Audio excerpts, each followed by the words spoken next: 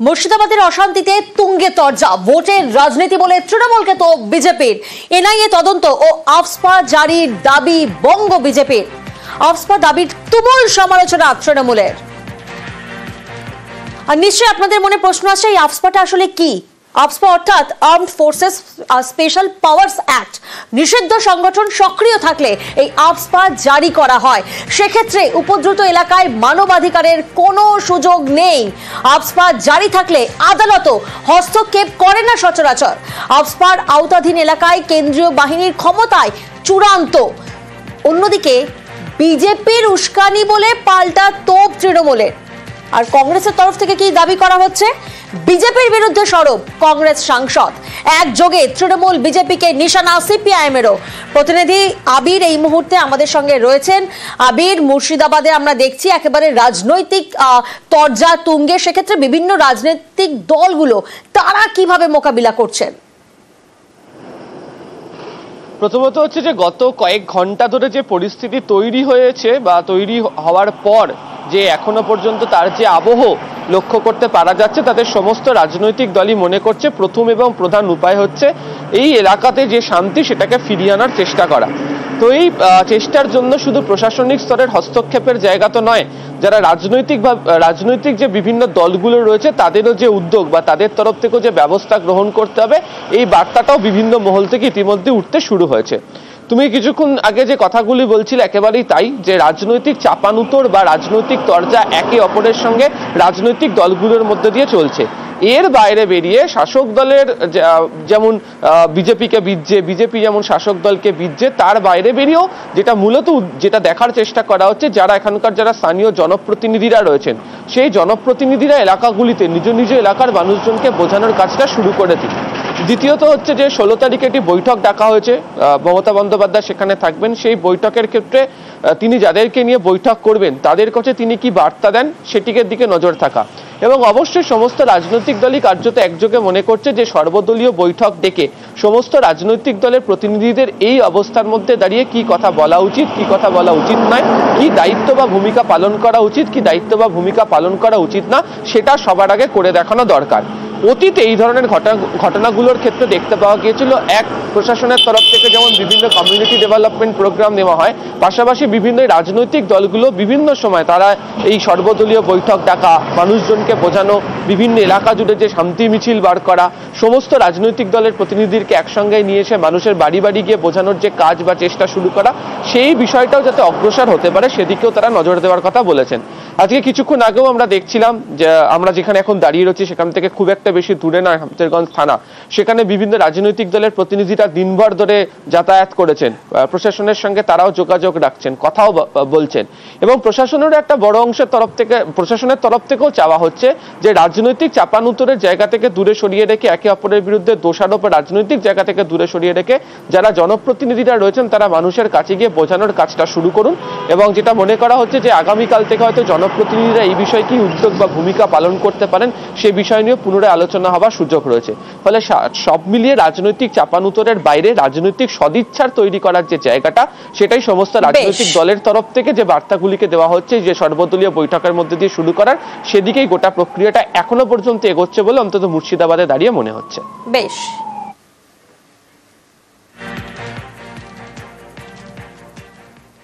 অমিত শাহকে চিঠি জ্যোতির্ময় সিং মাহাতোর। মুর্শিদাবাদে অশান্তি নিয়ে সরব পুরুলিয়ার বিজেপি সাংসদ। রাজ্যের সীমান্তবর্তী জেলায় আফস্পার দাবি জ্যোতির্ময়ের। কেন্দ্রীয় স্বরাষ্ট্রমন্ত্রীকে চিঠি দিয়ে আফস্পা জারির দাবি। দিল্লি ছাড়া পশ্চিমবাংলাকে বাঁচানো যাবে না। পশ্চিমবাংলাকে যেভাবে নরকে পরিণত করেছে, পশ্চিমবাংলাকে বাঁচানো যদি যায় তাহলে কেন্দ্রীয় গৃহ মন্ত্রণালয়ের মাধ্যমেই বাঁচানো যাবে। সেই জন্য আমি গৃহমন্ত্রীকে রিকোয়েস্ট করেছি আর্ম ফোর্স স্পেশাল পাওয়ার অ্যাক্ট 1958 অ্যাক্ট হিসেবে এখানে এটাকে উপদ্রব এরিয়া ঘোষিত করে আর ফোর্স নিয়োগ করা, তবেই শান্তি ফিরবে, এটা আমি অনুরোধ করেছি। সীমান্তবর্তী জেলায় আফস্পার দাবি বিজেপি সাংসদের। বিজেপি সাংসদের কাজ চিঠি লেখা বলে কটাক্ষ জ্যোতির্ময় সিং মাহাতোকে। কটাক্ষ কুণাল ঘোষের। বাংলায় অস্থিরতা তৈরির চেষ্টার অভিযোগ। ওনাদের চিঠি লেখা স্বভাব। এখন ভারতবর্ষের অন্য রাজ্যে যেগুলো ঘটছে, মিজোরাম থেকে আরম্ভ করে অমুক, তাদের জন্য বোধহয় আলাদা দেশের সংবিধান নাকি আমি জানি না। বাংলাকে ওনাদের কাজ হচ্ছে অস্থিরতা তৈরি করা। তারা বিষ ঢালবেন, তারা আগুন লাগাবার উপায় করে দেবেন, তো তারাই আবার চিঠি লিখবেন। তাদের এই চিঠি, এই রাজনীতিটা করার জন্যই তো চক্রান্ত করে মুর্শিদাবাদটা করা হচ্ছে। মুর্শিদাবাদের অশান্তিতে রাজনীতির তরজা। শামশেরগঞ্জে বাবা ছেলেকে কুপিয়ে খুন, শহীদ দিবস পালনের ডাক বিরোধী দলনেতার।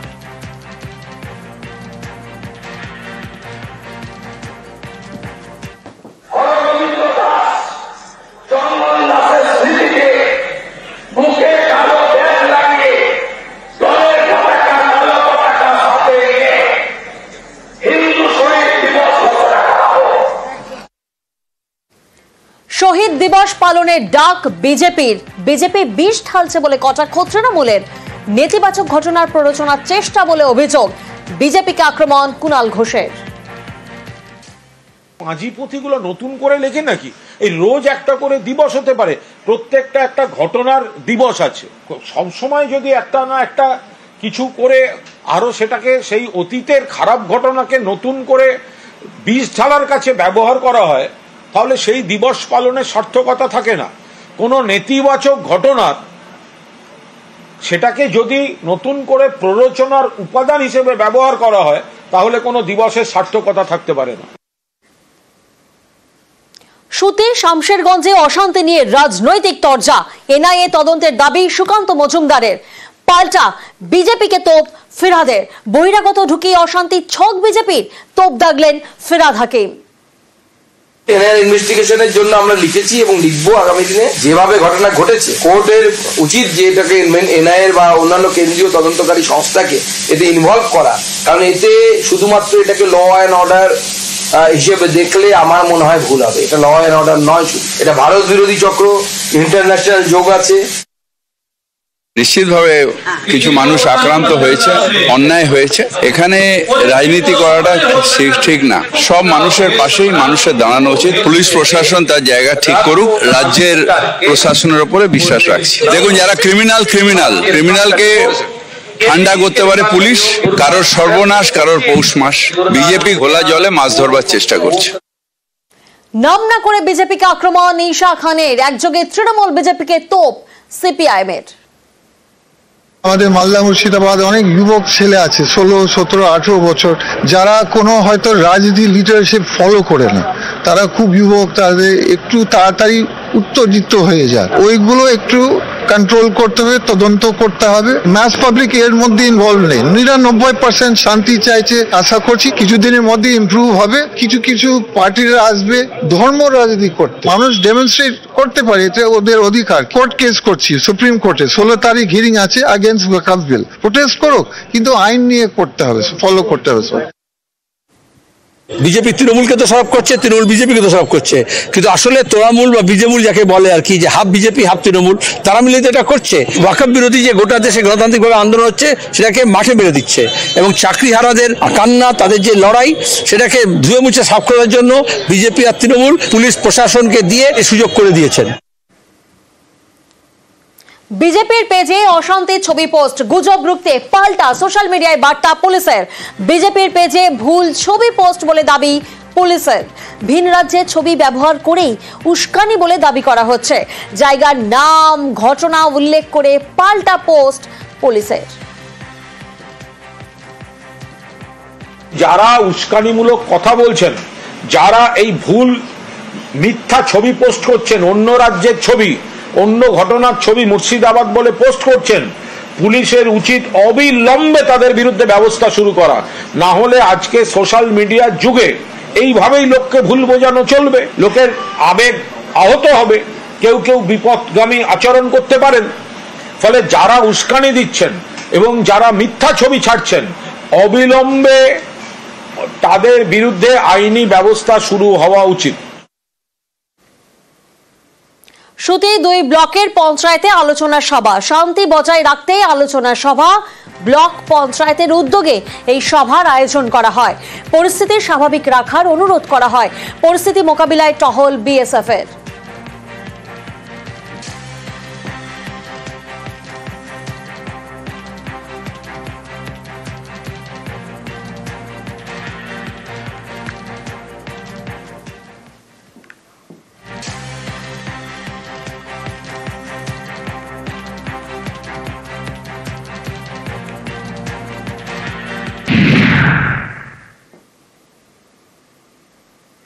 পুকুর বললেই সাধারণত চোখে ভাসে জল ছবি, কিন্তু জলপাইগুড়ির জয়ন্তপাড়ায় অন্য এক ছবি ধরা পড়ছে।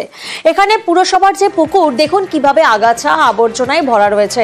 পুকুরের জল কালো, আর এই নোংরা জলেই মশার সংসার। দেখুন ছবিটা।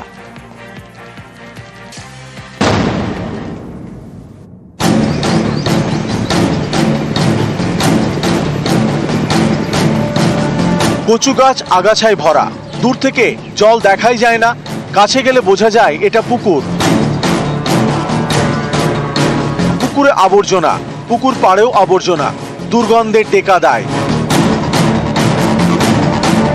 কারো ব্যক্তিগত নয়, এটা জলপাইগুড়ি পুরসভার পুকুর। সেই পুকুরেরই এমন হাল। যত নোংরা সব এখানে ফেলানো হয়, সন্ধ্যা হইতে হইতে যা মশা লাগে আমাদের।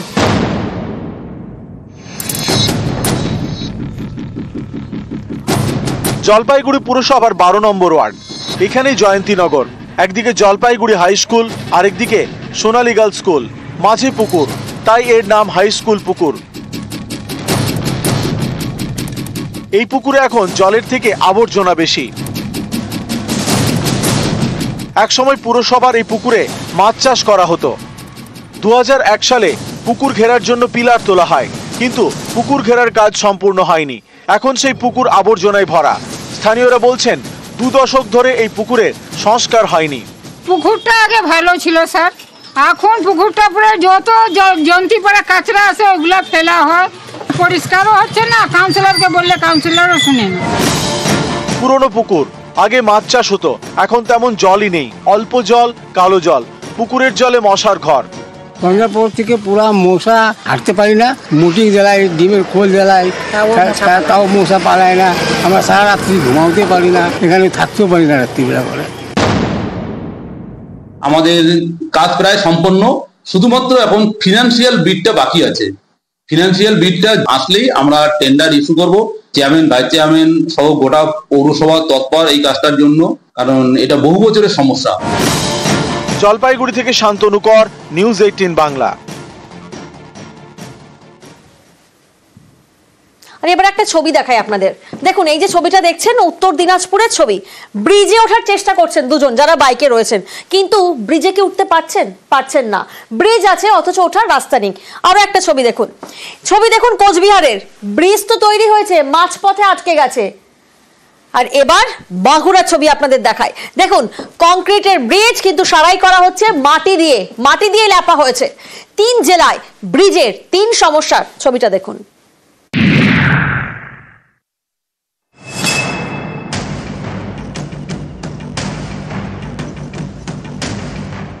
বাঁকুড়ার বিষ্ণুপুরের সুভাষপল্লী, এখানে বিড়াই নদীর উপর কংক্রিটের ব্রিজ, যা আশপাশের বেশ কয়েকটি গ্রামের বাসিন্দাদের বড় ভরসা।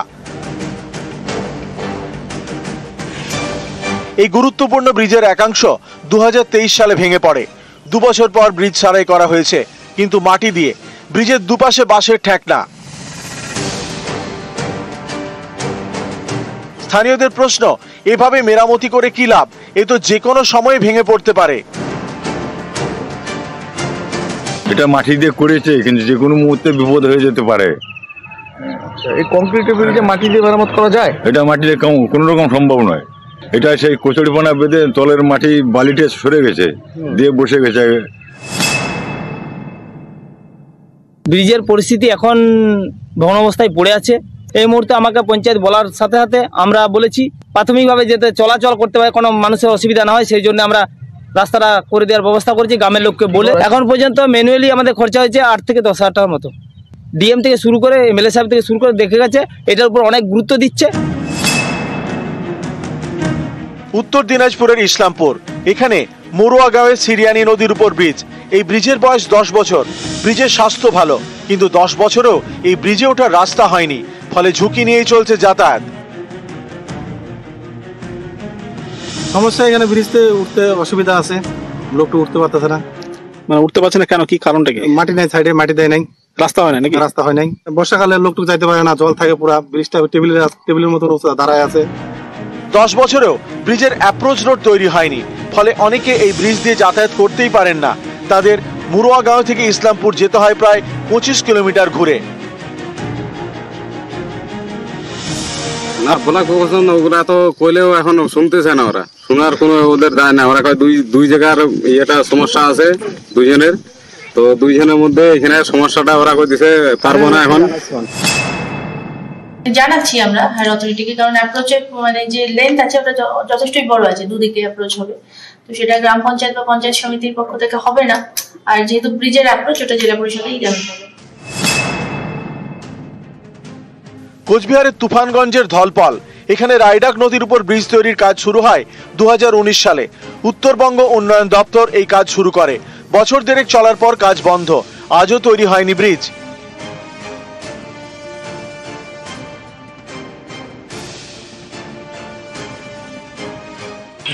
লকডাউনের থেকে বন্ধ, কিভাবে বন্ধ, কি কারণে বন্ধ তা আমরা জানি না। এখন চাচ্ছি যে ব্রিজটা হোক। উত্তরবঙ্গ উন্নয়ন দপ্তরের দাবি 2019 সালে ব্রিজ তৈরির কাজ শুরু হয়, বরাদ্দ করা হয় 5 কোটি টাকা।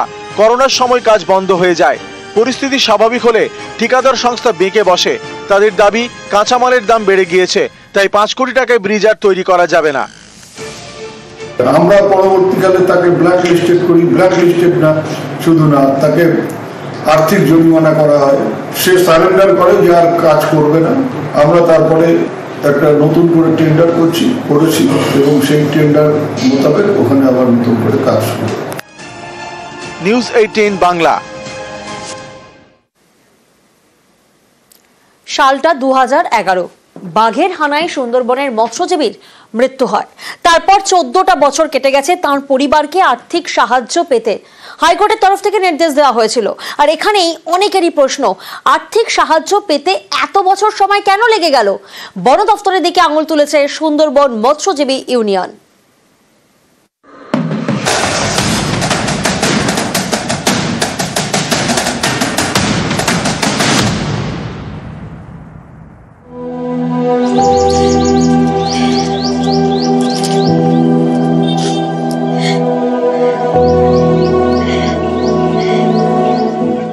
নিরাপদ মণ্ডল সুন্দরবনের মৎস্যজীবী, মাছ ধরতে গিয়ে বাঘের হানায় প্রাণ যায় 2011 সাল, আর এটা 2025। 14 বছর পর তার পরিবারকে আর্থিক সাহায্য দেওয়ার নির্দেশ হাইকোর্টের। বন দপ্তরকে 5 লক্ষ টাকা দিতে হবে, বুধবার নির্দেশ দেয় হাইকোর্ট।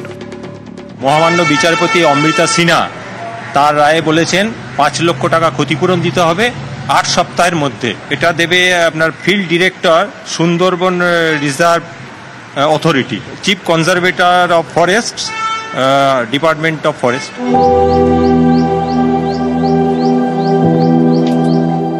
নিরাপদ মণ্ডলের পরিবারের সঙ্গে তালিকায় রয়েছে আরো 2টি পরিবার। তাদেরও আর্থিক সাহায্য করতে বলা হয়েছে, কারণ ওই 2 পরিবারের 2জন মাছ ধরতে গিয়ে বাঘের হানায় প্রাণ হারিয়েছেন। কেউ 11 বছর আগে, কেউ 6 বছর আগে। অনেকেরই প্রশ্ন, মারা যাওয়ার এত বছর পরে কেন আর্থিক সাহায্য? মৎস্যজীবীদের পরিবারের দাবি, মাছ ধরতে গিয়ে বাঘের হানায় মৃত্যু, নথিপত্র দিয়ে এটা প্রমাণ করাই সমস্যা, তাই বন দপ্তরের থেকে আর্থিক সাহায্য মেলেনি। শেষমেশ কলকাতা হাইকোর্টে মামলা করা হয়, সেখানেই আর্থিক সাহায্যের নির্দেশ দেন বিচারপতি। মাছ ধরতে যাওয়ার জন্য দেওয়া হয় বোট লাইসেন্স সার্টিফিকেট, বিএলসি। এই লাইসেন্স দেয় বন দপ্তরের সুন্দরবন টাইগার রিজার্ভ। সুন্দরবনের মৎস্যজীবী ইউনিয়নের দাবি, মৎস্যজীবীদের অনেকেরই বোট লাইসেন্স সার্টিফিকেটের মেয়াদ ফুরিয়েছে। বন দপ্তর নতুন লাইসেন্স ইস্যু করছে না, তাই অনেকে নিয়ম ভেঙে অন্যের বোট লাইসেন্স সার্টিফিকেট ভাড়া নিয়ে মাছ ধরতে চান। যে যেমন পেরেছে, যাদের খুব বেশি প্রয়োজন তার হয়তো কেউ 60,000 নিয়েছে, কেউ 70,000 নিয়েছে, এরকম দিয়ে বেলসিটা ভাড়া দেওয়া হচ্ছে। অন্যের বোট লাইসেন্স সার্টিফিকেট ভাড়া নিয়ে যেসব মৎস্যজীবী সমুদ্রে যান, তাদের কারো বাঘের হানায় প্রাণ গেলে সংশ্লিষ্ট পরিবার পড়ে বিপাকে। কারণ খাতায় কলমে প্রমাণ করাই কঠিন যে ওই মৎস্যজীবী সমুদ্রে মাছ ধরতে গিয়েছিলেন। সেক্ষেত্রে বন দপ্তরের আর্থিক সাহায্যও মেলে না। সুন্দরবনের মৎস্যজীবী ইউনিয়নের দাবি, কয়েক দশক ধরে বন দপ্তর নতুন লাইসেন্স ইস্যু করে না, এর জেরেই এত সমস্যা। আমার যেটা মনে হচ্ছে যে এই যারা মারা গিয়েছিল এবং তাদের পরিবারকে এত বছর শুধুমাত্র এই ডিপার্টমেন্টের গাফিলতির কারণে হাইকোর্ট যখন রায় দিয়েছে, নিশ্চয়ই সত্যতা যাচাই করেছে, তাহলে এটা হাইকোর্ট করার দরকার হতো না যদি ওরা নিজেরা একটু সহানুভূতির সাথে দেখত। তারা ভাড়া নিয়ে যাচ্ছে তার প্রুফ কি? তারা কোথাও কি জানিয়েছে যে আমরা ভাড়া নিয়ে যাচ্ছি? তারা জানাক আমাদেরকে যে আমরা আমাদের কার্ড নেই, আমরা মুখের কার্ড, সে মাছ ধরতে যায় না, তার জিএলসিটা নিয়ে আমরা ভাড়াতে যাচ্ছি। তারা যদি না জানায় তো আমরা তো জানতে পারবো না। দক্ষিণ 24 পরগনা থেকে অনুপ বিশ্বাস, নিউজ 18 বাংলা।